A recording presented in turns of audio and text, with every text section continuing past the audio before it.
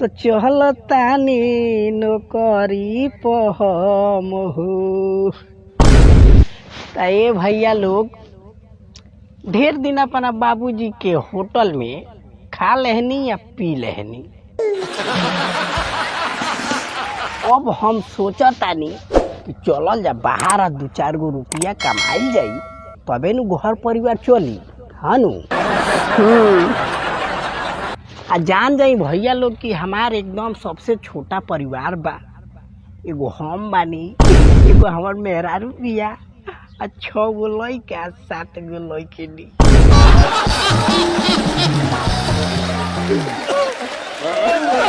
अब समझ जाई कितना छोटा परिवार बा आ सुखी परिवार बा। तो ना कमाई जाई 2 गो रुपया तो कैसे घर परिवार चली। हाँ ए जी सुनो तनी। अरे का कहतारू ए मेहरारू बोल।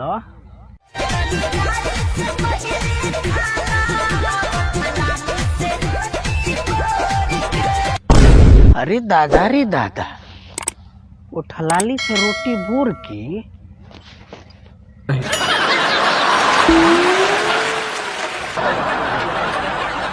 ये तू हमार जातारा बनाओ तारू कि खातारा बढ़ाओ तारू हो। बताई ये भैया लोग बाहर जाला तो दही चीनी चाट के आ जातारा बना के जाला। बाकी हई हमार मेहरारू भी ये देखो तनी ई तो उठलाली चटा के आ जातारा बनावती है।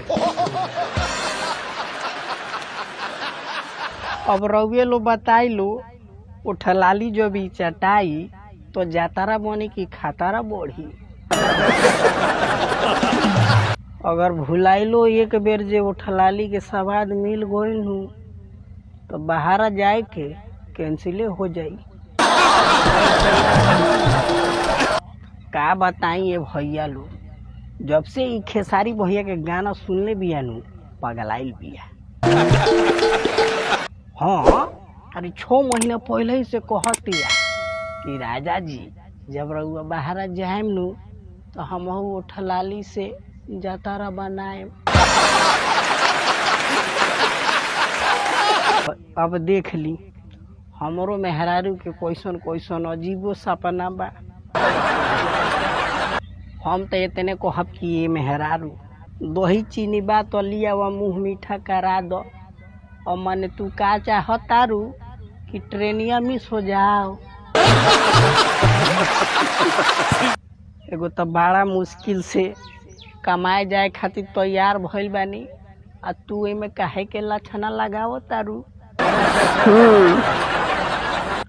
अब हमारा के बाहर जाए दो आ तू ही घरे बैठ के उठलाली चाटत रहियो आ हमारा बाबूजियो के तनी ध्यान देले रहियो। हम चलतानी रह दो।